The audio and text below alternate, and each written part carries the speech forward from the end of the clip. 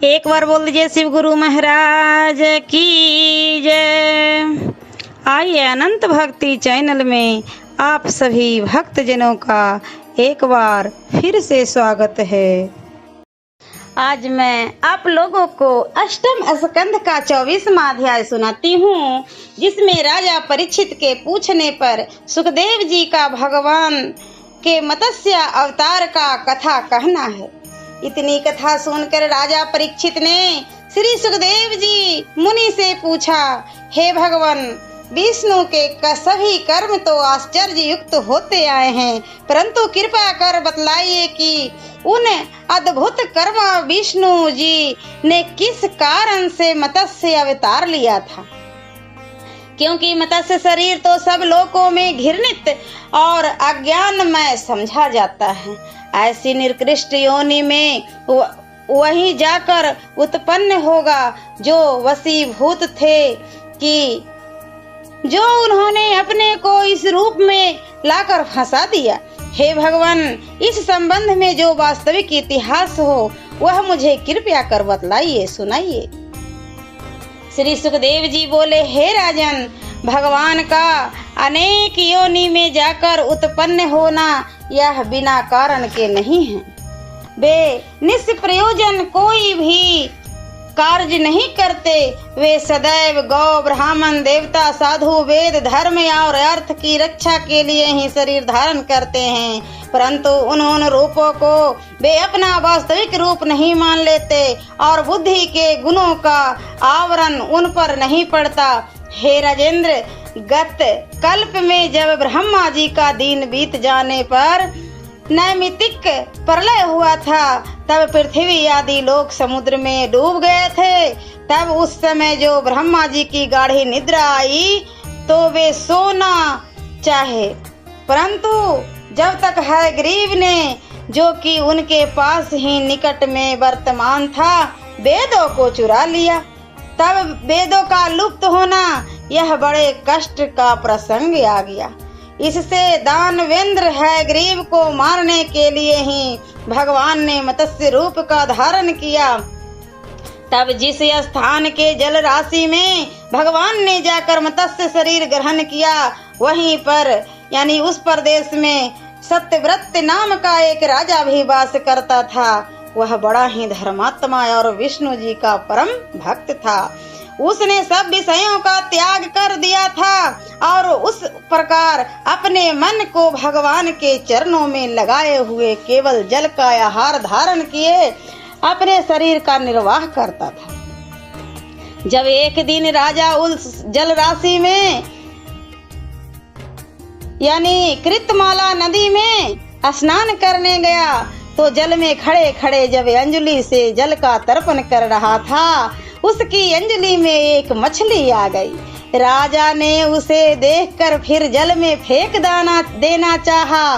तब उस मत्स्य ने राजा से कहा, राजन, इस जल के जीव मुझे बहुत तंग करते हैं, इसीलिए मैं उससे अपनी जान बचाकर आपकी शरण में आई हूँ। सो आप मुझे फिर जल में ही फेंक देना चाहते हैं। साधु पुरुष शरण में आए का त्याग नहीं करते, अतः आप मुझे जल में ना फेंकिए और अपने पास रखकर मेरी रक्षा कीजिए। राजा ने निरुत्तर होकर उसे अपने कमंडल में छोड़ लिया। पुनः तर्पण आदि कृतियों को करके उस मछली को साथ लिए अपने आश्रम में आए। रात भर में ही मछली कमंडल से बढ़ गई। जब प्रातः काल राजा उसे देखने गए तो देखा कि मत्स्य के रूप कमंडल से बढ़ गया। साथ ही उस मत्स्य ने कहा, हे राजन, अब मैं इस कमंडल में रहने योग्य नहीं हूँ, इसीलिए मुझे किसी एक ऐसे स्थान में रखिए जहाँ मैं सुरक्षित रहकर अपना विकार कर सकूं। राजा ने उस कमंडल से निकालकर एक जल भरे विशाल घट में छोड़ दिया।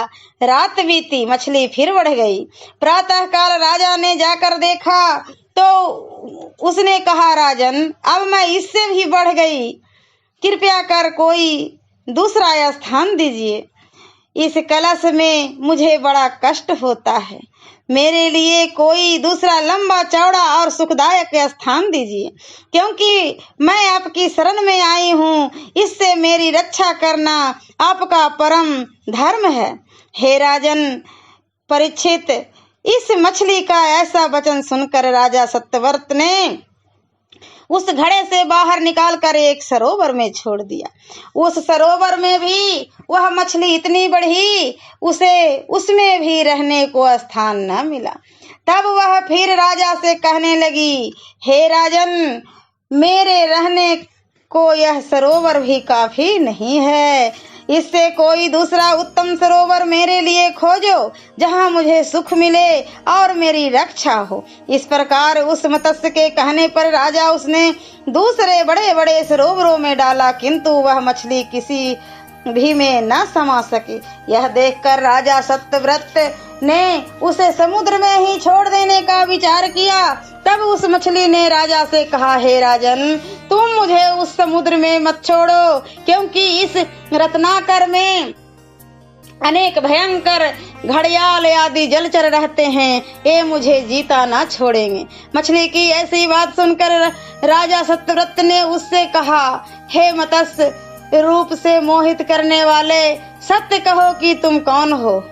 निश्चय ही तुम कोई अवतारिक पुरुष हो, नहीं तो क्या एक दिन में आप 100 योजन चौड़े जलाशय को अपने शरीर में घेर लेते। मैंने आज तक आप जैसे प्रभाव वाले किसी भी जलचर को न देखा और न सुना है। इससे जान पड़ता है कि भक्तों पर दया करने वाले अविनाशी भगवान आपने मुझ पर कृपा करने के लिए ही यह जलचर का रूप धारण किया है। इससे हे जगदीश्वर, आपको नमस्कार है। हे प्रभु, हम सरीखे शरणागत भक्तों के आप आत्मा और आधार स्वरूप हैं। हे नाथ, आपकी लीला और आपके अवतार केवल जीवों के कल्याण के लिए ही है। ऐसा जानकर भी मैं आपसे पूछता हूँ कि यह अद्भुत मत्स्य के रूप आपने किस कार्य के लिए धारण किया है। कृपया कर आप इसका कारण मुझे बतलाइए। श्री सुखदेव जी कहते हैं, हे परीक्षित, जिन भगवान को आपने अपने भक्त प्रिय हैं और राजा सत्यव्रत को हित को करना चाहते थे, और जो प्रलय होने पर भी उसी अपार जल राशि में क्रीड़ा करने के लिए मत्स्य रूप धारण किए थे, वे इधर राजा सत्यव्रत से बोले, राजन सत्यव्रत, आज से 7वें दिन यह तीनों लोकों प्रलय सागर में डूब जाएंगे। जब प्रलय के जल में यह त्रिलोकी डूबने लगेगी, तब मेरी भेजी हुई नौका तुम्हारे पास आवेगी। उस समय तुम सब औषधियों और छोटे बड़े सब बीजों को लेकर सप्तर्षियों के साथ सबसे सम्मानित होकर उस बड़ी भारी नौका में बैठकर प्रकाश रहित महासागर में सप्त ऋषियों के ही प्रकाश में प्रसन्नता के साथ घूमोगे। जब प्रलय वायु के झोंकों से वह नौका डगमगाने लगेगी, तब वहां प्रकट हुई मेरी सिंह में बासुकी नाग को लपेटकर तुम उस नौका को बांध देना। हे राजन, जब तक ब्रह्मा जी की रात रहेगी, जब तक सप्तर्षियों सहित तुम्हें मैं उस प्रलय सागर में खींचता हुआ घुमाता रहूंगा, उस समय मैं अपना असली रूप तुम्हें दिखाकर तुम्हारे प्रश्न करने पर तुम्हें उत्तर दूंगा। ऐसा कहकर वे मत्स्य भगवान वहां से अंतर ध्यान हो गए। पश्चात वह सत्यव्रत राजा भी भगवान के बताए हुए उस 7वें दिन में आने वाले प्रलय की बाट जोहता हुआ पूर्व को मुख किए मत्स्य भगवान के चरणों का ध्यान करता हुआ बैठा रहा।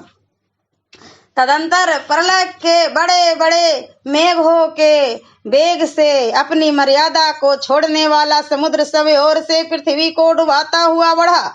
उसी समय राजा ने अपने समीप आई हुई एक विशाल नौका देखी, जिसे देखते ही उसी भगवान का कहा हुआ वचन याद आ गया और वह तुरंत औषधि और बीजों को लेकर सप्तर्षियों के साथ उस नौका पर सवार हो गया।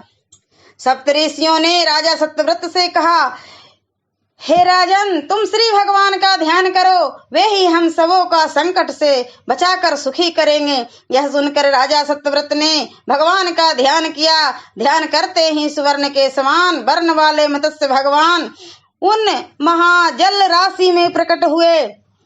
तब राजा सत्यव्रत ने बासुकी नाग को मत्स्य भगवान की सींग में लपेटकर उस नौका को बांध दिया और स्वयं भगवान की स्तुति करने लगे।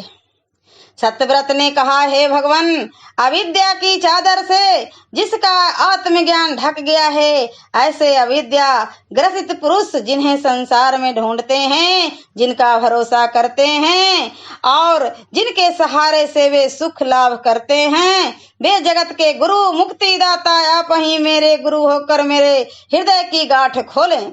हे प्रभु, कर्मों के बंधन से बंधा हुआ यह अज्ञानी जीव सुख की लालसा से दुख देने वाले कर्म करता है, फिर भी वह जिन प्रभु की सेवा से अपनी बुरी बुद्धि का नाश करता है, वह भगवान हमारे हृदय की गांठ को तोड़े। हे नाथ, जैसे सोना व चांदी आग में तपाने से अपना मैल को त्याग कर अपने असली निर्मल स्वरूप में आ जाते हैं, वैसे ही मुक्ति के चाहने वाले पुरुष जिसकी सेवा में अपने अज्ञान रूप तम को त्याग कर निज स्वरूप को पा लेते हैं। वे अविनाशी ईश्वर जो गुरुओं के गुरु हैं, हमारे भी गुरु हैं। हे परमात्मन, हम आपकी शरण में हैं। हे नाथ, जैसे अंधा अंधे को उपकार नहीं कर सकता, वैसे ही अज्ञानी पुरुष का विद्वान गुरु भी कुछ हित चिंतन नहीं कर सकता।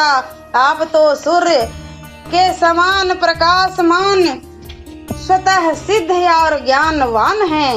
इस कारण आत्म तत्व को जानने की अभिलाषा से मैं आपको गुरु करके मानता हूँ। अज्ञानी गुरु अज्ञानी चेले को ले डूबता है। ऐसे गुरुओं के उपदेश से सिवाय इस संसार में पढ़ने के और कुछ भी फल नहीं मिलता। हे भगवान, आप तो अक्षय और अमोघ ज्ञान के उपदेशक हैं। इस कारण जीवों को अनाशा ही मुक्ति प्राप्त होती है। हे नारायण, आप सब लोगों के प्यारे ईश्वर आत्मा और गुरु हैं। आप इच्छित फल और ज्ञान के देने वाले हैं। हे नाथ, आप घट घट में निरंतर निवास करके भी अविवेकियों को नहीं दिखाई पड़ते। हे गुरु, मैं तत्व ज्ञान का उपदेश सुनने की अभिलाषा से आपकी शरण आया हूँ। इस कारण से हे प्रभु, परमार्थ ज्ञान का उपदेश करके मेरे हृदय की अज्ञानता को दूर कर दीजिए और अपना स्वरूप मुझे दे दीजिए। हे राजन परीक्षित, इस प्रकार सत्यव्रत के प्रार्थना करने पर भगवान श्री हरि ने उसे तत्व ज्ञान का उपदेश दिया। सांख्य योग और कर्म में का जिससे वर्णन है, ऐसी आत्मज्ञान की रहस्यपूर्ण मतिस्थ संहिता उसे सत्यव्रत ने कही। राजा सत्यव्रत ने सप्तर्षियों के साथ नौका में बैठकर भगवान की कही आत्म संहिता बड़े ध्यान से सुनी। फिर उन भगवान ने हैग्रीव को मारकर उससे वेद छीन नींद से जगे हुए ब्रह्मा जी को चारों वेद समर्पण किए। हे राजन, इस मत्स्य भगवान की कृपा से इस अल्प में श्राद्ध देव नाम वाला वैव स्वतः मनु हुआ। हे राजन, इस मत्स्य अवतार के भगवान की कथा का जो लोग कहेंगे या सुनेंगे, वे अपने समस्त पातकों से मुक्त हो जाएंगे और भगवान के चरित्र का चिंतन करने वाले पुरुषों का तो अवश्य ही पूर्ण भक्ति प्राप्त होगी। जिन भगवान ने ब्रह्मा जी के मुख से निकले हुए वेदों को हैग्रीव से छीनकर जिन ब्रह्मा जी को दिया और जिन भगवान ने राजा सत्यव्रत को आत्म उपदेश दिया, उन मत्स्य रूपधारी भगवान को मेरा नमस्कार है। ओम नमो भगवते वासुदेवाय नमः। आज अष्टम स्कंध समाप्त हो गया और मैं नवम स्कंध का पहला अध्याय अगले वीडियो में सुनाती हूँ। ऐसे ही मनोरंजक कथाएं कहानियाँ और भक्ति गीत सुनने के लिए हमारे इस चैनल अनंत भक्ति को सब्सक्राइब करें और वीडियो अच्छी लगी हो तो लाइक का बटन ज़रूर दबाएं। धन्यवाद।